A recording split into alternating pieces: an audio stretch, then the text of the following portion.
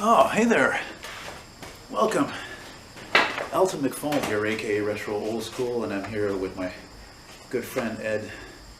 And we just spent several minutes setting this up.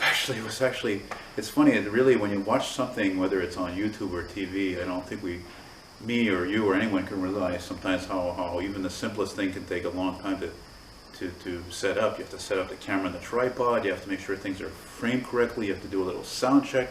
And then Ed just took the liberty to setting up a couple of spotlights over the Corvair and the Morse because they just were looking too dark. So anyway, I'm happy to show you. You can see these classic compact cars here that are both from the '60s, but really two different cars here. And my friend Ed, who favors these types of cars, obviously, but likes like me or a lot of people, generally lots of different old cars, but the more original the possible. And I figured, why not make a video and talk about them, and it's a story with those cars, and as well as maybe just old cars in general. So I don't know how long this is going to be, but maybe not too long, because we might hit the road in the Morris after, and I might get some shots of her in the Winkler village of Montreal. So Ed, tell me, first of all, you bought, I'm trying to remember, did you buy the Corvair first or the Morse? I bought the Morse first, yeah. But actually what you were saying, they're both subcompacts from the 60s. Yeah. But they were also both competitors to the Volkswagen Beetle. That's right. So, actually, the Corvair was really a result of the Volkswagen Beetle. So they were both, inspired, and they were both developed to compete against the Beetle, right? Because the Beetle was already, dominating the world market, and the British wanted to create their own car. They didn't want to have, to buy a German import. And the Americans saw in the late 50s this, popularity of the Beetle coming to the U.S. So the Americans thought, well, we can make, an air-cooled engine car, a subcompact. A rear air-cooled engine car. Exactly, yeah. But they're going to not compromise on comfort. So the idea was try to get the best of both. Somewhat American styling, the comfort of a soft American ride, but the air-cooled engine in the back. Right? And the Morris, they were actually planning on putting an engine in the back. That was the original. Really? That was the idea. And the Morris came out in 1949? 48. 48. Yeah. And actually, it was made until 68, imagine that. 71. Oh, 71, yeah, really? 71, yeah. Oh. So, and that's a 68. Yeah. So, anyway, so that they, I lost my train of thought here. You sound like me. Okay. So the engine was supposed to go in the back. That's right. Yeah. And what happened is they spent a lot of money developing and money was short after the war in Britain. So what they did was they were going to plan to put design an engine for the car, but they ran out of money for the development. So they got the body, the suspension, it was all set up, the size and everything. And the idea was to be able to take a family of 4 in comfort, right? And so anyway, they had to use an existing Morris engine, which the designer, Alec Isignonis, didn't like. He wanted to have its own engine that was appropriate for the car, but he had to take some Morris engine, which was like underpowered, a 28 horsepower, flat 4-cylinder engine.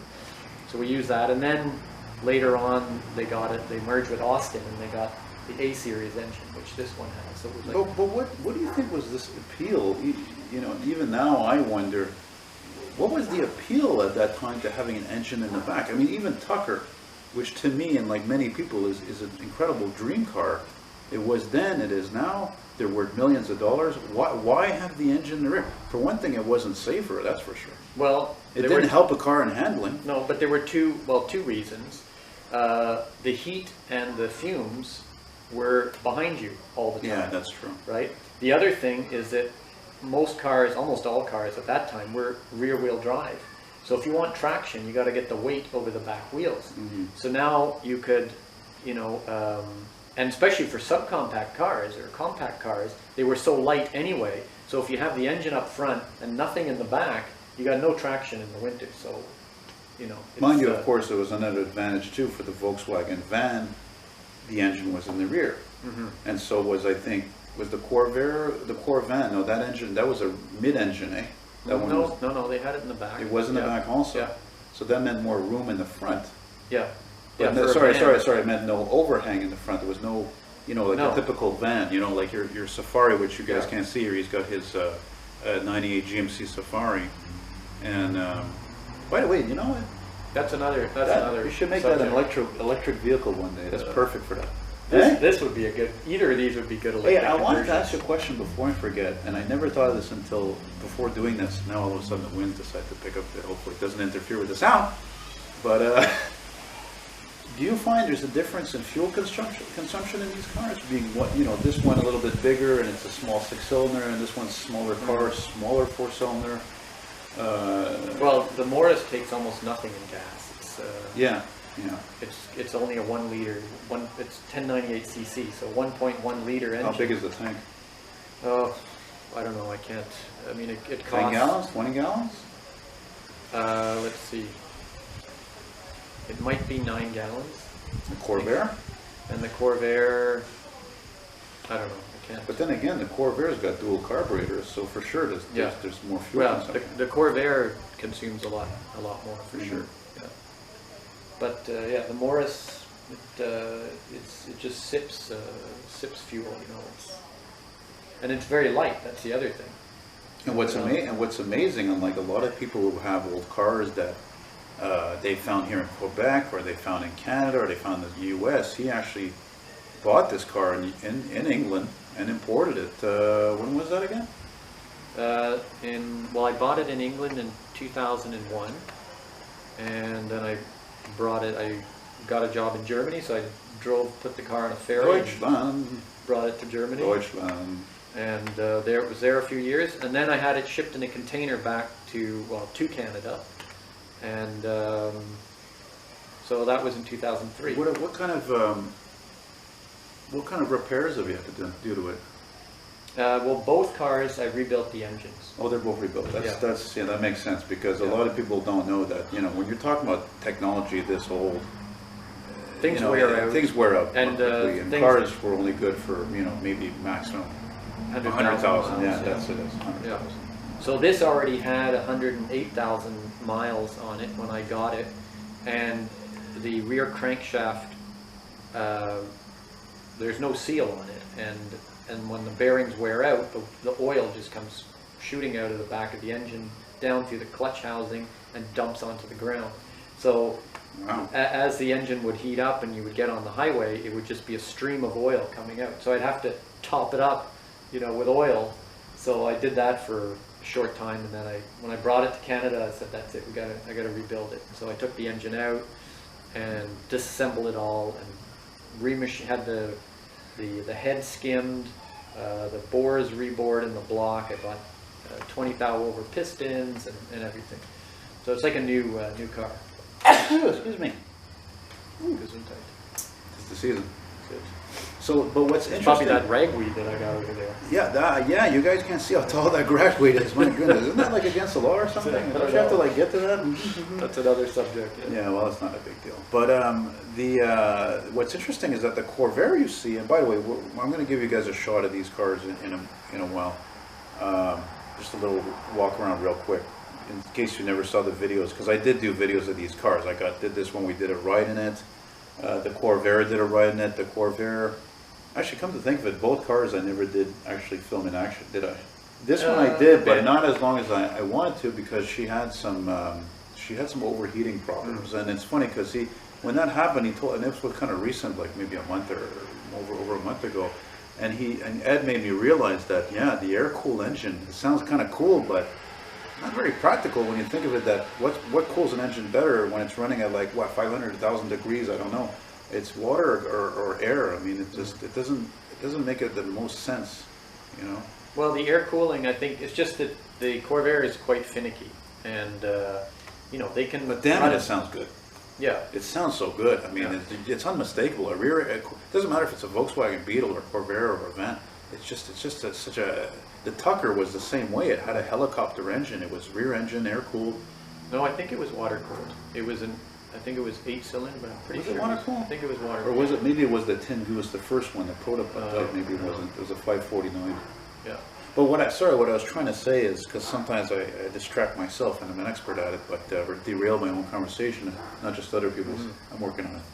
But is that he actually got this car, he bought it from a relative in Vermont, I think. Yeah, right? in Connecticut. In Connecticut, and Yeah. he did you tow it back?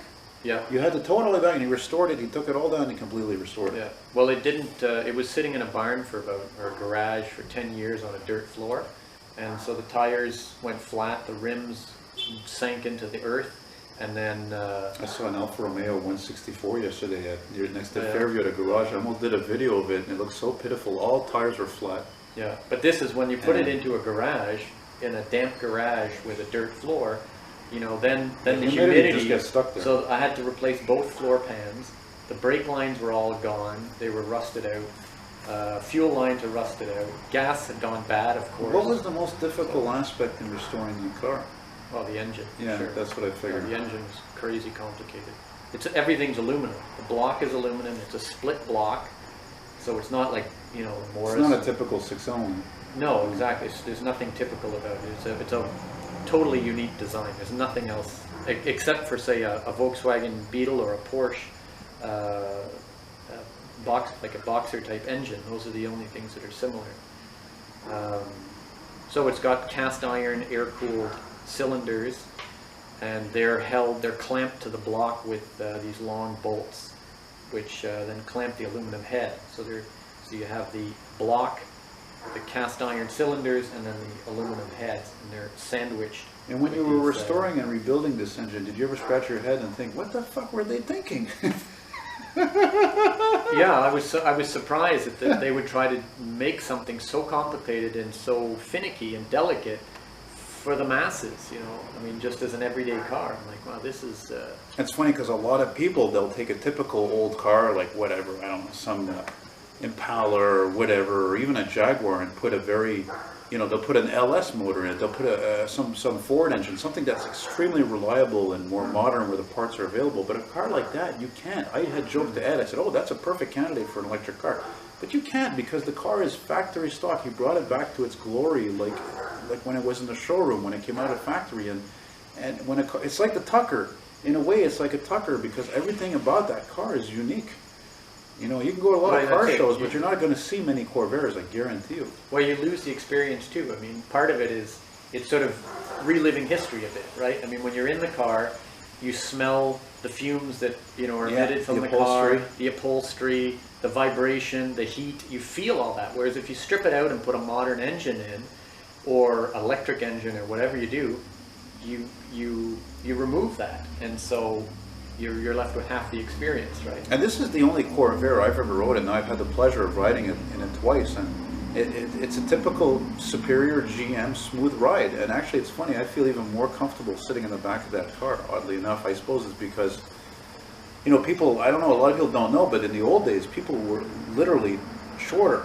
That's why the front seats of a lot of cars, they don't recline back very much. Or if you go into a lot of old houses or buildings, if you go into a basement, those ceilings are often lower. So that's just because people were really shorter in the old days. Let me just check this out for a second, see how it's doing. Make sure it's still recording. Yep, looks good. Looks good. You know what? We're going to pause for a moment, and I'm going to show you guys these cars. So I think you guys, again, like I had mentioned, if, well, maybe you're not like a long-time subscriber or anything, but maybe you would appreciate to get a little walk around about these cars, because I've filmed them before separately, but never together, and just to show you how they look. I didn't bother taking the camera off the tripod because it's work just putting it on there anyway. So she sleeps here most of the time, showing up quite well actually on the 400 ASA setting. There's the Morse. Yeah. See, that was at a time when cars, or like a lot of vehicles that were built, as the expression goes, if it ain't broke, don't fix it. Because again, they built this from 49 to 71. They never really changed anything. There were a lot of vehicles that were like that. And nowadays, pfft, come on, you know.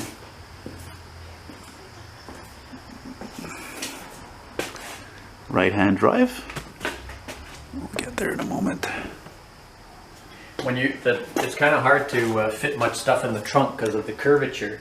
So like if you try to put a box in or something, you know, you got to make sure you clear that curvature. I like how you have that tray there too, where you know it's over the spare. So and it's a bias ply on top of it, and the tires are bias ply, eh? Bias ply tires. It's the only ones that you can get that high profile. So I guess suffice it to say the Corvair maybe handles better. Oh yeah, yeah. It's a more sophisticated suspension. Look at that, eh? It doesn't get more plain Jane, man. I still can never believe it. It's amazing. But it's just in such a splendid condition for such an old motor, as the Brits call it, a motor. There's the Corvair.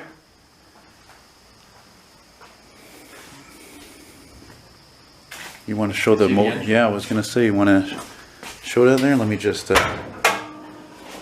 Yeah, you see, you look at it, and it doesn't look simple at all, you know. I mean, really, where are you ever going to see a motor like that, where the fan is on the top? And look, there's two belts. It's really. Well, you got the one belt here, which turns the fan. It sucks air in through the. That's a generator, eh? That's not an alternator. That's right. It's a generator. That's your voltage regulator, right? This thing here. It's a 12 volt. Yeah, it's 12 volt. That battery's pretty small, actually. Yeah, well, that's the only one that fits in here. What's with the cables here? What's with this cable? The grounding strap. Oh wow, that's heavy duty. Yeah. So you've got two carburetors. That's one. Yeah, I see one there. Left side, right one there. side. You've got the air filter here. What's the approximate horsepower again? It's 102 horsepower. Oh, it's pretty good for that time. What about the Morse? It's like 57 or something. 48. So half, basically half. But the engine size is this is about 2.3 liter.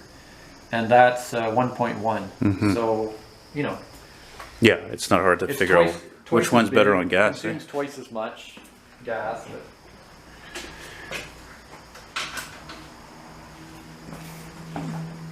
Oh, look. Here's some of Ed's models that he's had for the longest time, which of course I wouldn't mind having, all of them. And this one I have, but it's an ambulance. Let's see if I can get the shot of the front. I don't think I can really. Oh yeah, and I just want to show the Morse minor motor, actually. Motor. The motor of the motor. Just to finish that off there.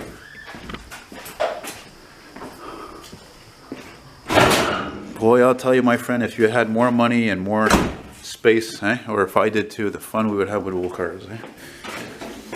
It's true. Look how tiny that is. It's so simple. It's incredible. It's a 4-cylinder. That's the carburetor. It's an SU carburetor. Mm-hmm. And the air filter. Same size, tiny battery as the Corvair. It's got a brass radiator. So, that's weird, eh? Well, that's what they were at the time, right? They were always brass. Same thing with the generator.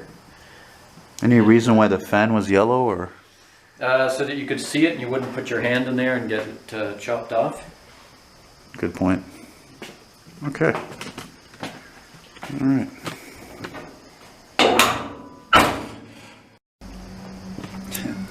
Battery's already down a bar. That's okay though. Like I said, I got another battery. So now I can't do a video, of course, without mentioning your dad, because his dad is 87, and Ed is just a few years older than me. I'm 44, and he's 48. And my dad passed away, unfortunately, young due to pneumonia when he was 58 in 2006. But his dad is 87. And the reason why I mentioned that is because his dad still has a 75. Shouldn't have screwed that up because I'm from 75. Oldsmobile Vista Cruiser, which was based on the Cutlass. And it's still in great shape. Which he bought new. Which he bought new, has over 200,000 kilometers. It's a 350 rocket, if they still called it a rocket. And I'm course, dying to make a video of it one day, if not this year, next year sometime. And you know, Ed and I were talking actually a couple of days ago about how his dad was like shopping around for a mechanic, because the thing with old cars is that, you know, a lot of young mechanics, they don't know anything about these cars. They don't plug have in your OBD2 reader to it or anything. You gotta. That's it. They don't Figure it out. even though they're so simple to work on, they're not trained to work on cars like that, or maybe have the patience. So you're best off, if you're a younger guy and you bought an old car, or you want to get an old car, the older the mechanic you can get, the better that is, even if the guy's working out of his house. My dad actually, as a matter of fact, he for many years he had because my dad worked for Bell Canada his whole life, and my dad had a mechanic who was a mechanic with Bell Canada, and I think he would charge him like $20 an hour. 20 bucks. Yeah, but that was what in the. Oh no, that was in well, that was 1980s no, or that was 90s? up until he died. So up until 2006. Oh well. Okay. Well, 2005, because he died January the 8th, which was of course Elvis's birthday. You know, so but apparently Ed, I remember you were telling me your dad is pretty like anybody who's had an old car that long. He's pretty understandably picky about who's going to work on it. You know. And you know, he was telling me about a mechanic that they worked on it and recently, and he wanted to charge him way more than it should have been for, I think, what is it, brake adjustment or something? Minor and things, charging a lot. Yeah, and it's just, and then the guy turned around saying that he wanted to buy the car, and it shouldn't, you know, things in life today are complicated enough as it is. It shouldn't be that complicated. Now, unless you live in the country and your choices are really limited. You know, in the city, you have carte blanche. You can go to. There's so many different garages you could go to. It's not complicated, but you know, and I'm sure Ed, you'll agree. Most people have old cars, classic cars. They're mechanically inclined. You have to be able to do the basics, such as a tune-up or changing certain parts, doing certain maintenance, because these cars are easy to work on, and because they are, it's. For the most part, it's pleasure. It's pleasant. Not like not the cars of today. Everything's computerized. And you open the hood, and there's this big panel over they're literally made for the longest time now, so that people don't work on them specifically. But also, it's kind of nerve-wracking. Like if you don't understand the car when you're driving it. Like when I first bought the Morse, I knew a little bit about cars. I'd changed some water pumps and a few, you know, done some tune-ups. But when something goes wrong, you know, I didn't know that type of carburetor, and there was a lot of stuff. So I was very nervous about driving it, because if something broke down, I wouldn't know how to fix it. And then you're at the mercy of the tow truck company, the mechanic. They can charge whatever they want. If you want your car back, you got to pay them. So I got the manuals. Tow truck business is a huge business. That's it, right? So I got the manuals and studied them and did everything that was needed fixing. I did it myself. Even if I made a mistake, I ruined the part, it took me ridiculous amounts of time, it was still cheaper than paying someone else to do it. That's like when I had my 65 LeSabre. You know, we're going back 20 years, but there used to be a store here in Montreal called Bibli Auto on Park Avenue, and they sold pretty much only books. They were car books, and they even had a lot of original shop manuals. And I had a shop manual for it. It came in handy when I changed the spark plugs and spark plug wires, because the spark plugs was the easy part, but the spark plug wires, I screwed up the firing order. So I turned the key, and the engine was just sputtering, and the timing was off. So and so I got all the spark plug wires correct. I figured it out, and it ran fine. You know, and so. But that's how you learn. So again, right? That's the thing. If you get a classic car, you want to work on it. It's important to find a shop manual, even if it costs you, you know, 50, 60, sometimes even more than that, because they're like big as a phone book. Everything you need in there. You know, everything about the fuses, the transmission, the motor, differential, tire pressure, everything. And it makes it more enjoyable to drive too, if you understand, you know, what's happening when you're driving it. And if you fix something, it's satisfying to, oh yeah, that's running well now. I fixed that suspension bit, I don't feel the rattling anymore or whatever. As opposed to just bringing it to someone, they fix it, you pay them, and then you continue riding in it, but you don't know anymore. And Ed and I, as we talked about, unfortunately, as I'm sure most of you will agree, because if you know, I mean, unless you're really not old school, what the hell are you watching this for? The fact of the matter is, we're more of a disposable society than ever, in the sense that just cars, I'm not talking about anything else. Forget about phones or appliances. They're just made, they're not meant to work on anymore. We're not worth fixing anymore because it's so goddamn cheap. You know, and these cars, even though, like, okay, these are not the highest quality cars ever made. That's not the point. They're simple to work on. But they were made to be repairable. And they were made to fix yourself. Especially people, like the Morse. People in the old days fixed their cars themselves. Yeah. They did their own oil changes. And they would come with a toolkit. They would come with a toolkit. And the manual for I can show it to you later. The manual is, it explains to you how to grease your suspension, all the pivot points, all the ball joints, how to adjust the carburetor, how to adjust the tappets, the clearance for the valves. All this stuff is explained in you know, how to do these kind of things. The timing, the points. Yeah, all this kind of stuff. How to adjust the points, how to change them, all this, and how to change your differential fluid. All this kind of stuff is in they would never have that in the modern one. It was like how to reprogram your radio. And like, yeah, call right? CA, call the AAA, yeah. Call. So they would give you that book, and they would give you a basic toolkit, and you would be able to fix it yourself. So it gave you a certain amount of independence. You know, maybe not everybody was able to do everything, but at least the common things that might come up, you'd be able to do. Mm-hmm. So. And that's, you know, that's what's cool about it. It's just occurred to me that's what's cool about making a video like this, and I'm sure Ed will agree, is especially for you younger. I mean, obviously motivation for you guys to have cars, that whatever you're around my age or his age or older or whatever, to hang on to your Dodge or whatever. But especially you younger guys, because I said it before, and I hear it in other videos of old car videos. There's not enough younger people interested in buying and preserving these cars. And it's important because they're part of our history, whether it's in North America or South America, Europe, Asia. I don't care where it is. I mean, this Morse alone was sold worldwide. Hell, even when I went to Cuba in 2006, I have a picture of a Corvair. Mm. Yeah, 4-door, 60. Oh, yeah? And 60 was the last year for American cars. Yeah. So it's important, if it's possible, to preserve history. Me, I can't, there's no point in having old cars because I'm visually impaired. So, mind you, I don't have much money either. I'm just a poor guy doing the best he can. But I mean, obviously, if ever I come into a lot of money, well, maybe then I'll get another old car, and I don't know, I'll have a place to put, and I'll throw Ed the keys and say, you know, let's cruise, Daddy. I'll be your chauffeur. Sure. Well, something like that. Well, that'll be your pleasure too, because then you'll get to drive another boat again. You know, because I don't know, maybe the only boat you ever really drove was your dad's Oldsmobile. Pretty much. And I wanted to ask you something too before we wrap this up, because as the expression goes, the day's wearing thin. I don't know where the hell that comes from, but what was the best and worst car you ever had? And when I mean that, I mean in terms of dependability and reliability. I would say, well, the first car that I had was an '84 Buick Century.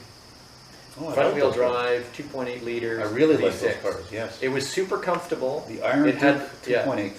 Yeah, it had the most. Iron Duke was the 4-cylinder, wasn't it? No, I thought the Iron Duke was a 2.8. Anyway, it was iron. That's for sure. 2.8 liter V6, and it was a comfortable car. It had the most amazing heater for the winter in Canada. That was amazing, and a really good sound system that came stock. It was like a dark wine red kind of. Okay, because I had friends. They had. I think it was an '83, and it was like that taupe over brown kind of. Yeah, no, but this was like it was a nice color, but I would say it would be the worst car, I think, that I had, because everything leaked on that car. If there was a fluid in that car, it leaked. Everything, from the windshield washer fluid, the transmission, the engine oil, antifreeze, everything was leaking. And I'd have the trunk full of every fluid, you know, and I'd be topping them up. You know, there was even when you fix it, there was something else, it would leak elsewhere. You know what, from a few blocks from my place, I don't know if it's still there. I mean, if you ever come back to my place, or give me a ride or whatever, there's one in a back alley for sale. It's a 2-door. Oh, okay. And it's an '85. Oh, and it was the guy's grandfather's car, but it got hit on one side, so it's damaged, but I think it's a runner. But I didn't know that they leaked that badly. Well, I mean, anyway, but it was a comfortable car. It had great traction because, you know, it had this iron V6 over the front wheels. Yeah, it wasn't that complicated to fix, but I just remember everything leaking on it. And I was constantly changing the gasket for the transmission. What was the mileage when you got rid of it? Well, probably Because I had a friend, maybe 150,000 kilometers. Okay, because I had a friend that he had an '85 Celebrity, which is the same thing, and he got the max he got out of it, same motor, maximum he got out of it was 200,000. Yeah. Well, the engine was. We're talking about running kilometers, by the way. Yeah. Oh, and it had a rust problem too. It's really too bad because these are cars we grew up with. The 6000, the Celebrity. I mean, more than ever, I talk with people. I have a friend, my friend Andre in Toronto. Again, same age group. We just, you know, they were everywhere. These cars, the Century, the 6000, but no one saved those things. Nobody saved them. It wasn't like the, you know, Corvette. You see a lot of them because people bought those to save. You didn't buy a Corvette or a Mustang to toss out. Yeah, but even the Caprices and Deltas and Cadillac, people saved those cars because they were the big with the big metal bumpers. Yeah, that's true. You know, they were more. That's the thing with those. But those smaller, they were cheap. They were cheap cars. Cheaper, and people that bought them, they weren't inclined to save them. So now you never see them, and especially one in good condition. Let me just check to see this is still recording. All right, because sometimes I'm not sure that if it. When it stops recording, it goes beep beep, but I'm not sure it does that all the time. So let's finish with, what was the best one? The best car? I don't know, I find the, well, it depends on what it's for, you know? Like, you know, I find the easiest car... But you know, I'm talking about a daily driver. This is not a daily driver. Okay, so eliminate, well, I mean... Now, mind you, if you did drive that daily, like, you know, you go to work at Backenville, St. Laurent, that would be interesting. That I would be very interested to know. Well, I've driven it to work before, and not regularly. And I didn't mention, if you guys don't know, for I don't know how many decades, in India, they made their own version of this car. It was called the Hindustan. Well, the Hindustan Ambassador was the Morse Oxford, which was the big brother to this. Oh, right. Right. And they used that as a taxi. Yes, they were all over the place. Yeah, and I even think today they upgraded, they changed the engine to, I think, a Suzuki engine. It'd be amazing to go there just to see them. Yeah, but in Sri Lanka, they have a factory which reproduces all the body panels for the Morris Minor. That's amazing. It was a British guy in Bath in the UK that bought all the tooling after BMC. Am I boring you there? No, I'm sorry. No, it's because you know what? No, I'm trying not because I didn't sleep enough. That's the first sign that I should change the subject. No, it's because I didn't sleep well last night because I ate too much just food. Being nice. I had bored to death. I had too much Lebanese food. I wasn't even really hungry. My friend, you're not even interested in anything I have to say. Shut up, because I'm tired, man. Let me just finish this. I had 4 coffees and the last one was like this big. Okay. So this guy in Bath. Ah, you suck. I'm out of here. Hey, wait. Okay, I'll tell you. No, you go ahead about Bath. So in Bath. What are you saying? I need a bath? Come on. Well, so he had. How did they come up with that name anyway? I think it was Roman baths. That's another subject. So he bought the tooling and sent it to Sri Lanka, and he set up a factory there, and they hired the locals who were looking for work, and they still make body panels there. So you can order whatever body panel you want, and it's handmade there, and they're shipped back to the UK. So if I were to buy it from Canada, it would come Sri Lanka to the UK to Canada. Wow, so that's amazing. Yeah. How's that for legacy?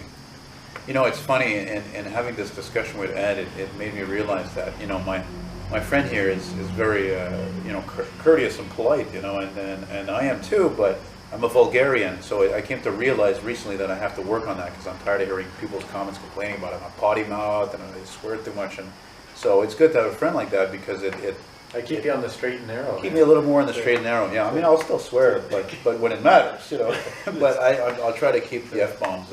And I hate that term F-bomb. I mean, oh my God, there's no way a man invented that. But anyway, so that's it, guys. I hope you enjoyed watching this while I'm looking over to my left here, up the incline of the driveway, my friend's nice-looking Safari.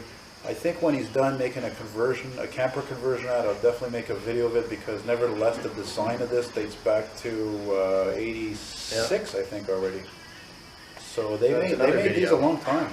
Could do that another time. Absolutely, absolutely. When you're done, but when you're done, your conversion, absolutely. Yeah. And your roof lights and all that. You know? That's it. So Ed, thanks again, man. Yeah. Really appreciate Good. it. Yeah. And we're gonna go take a cruise somewhere. Now I'm gonna let him decide whether we go to the Waste Island or just putt around here in town. Thanks for watching, guys. Please subscribe, rate, and comment. And check out my retro old school merchandise at Teespring. Should be an ad below this for t-shirts and whatnot. And thanks again. Keep your buck on the ice. Bye-bye.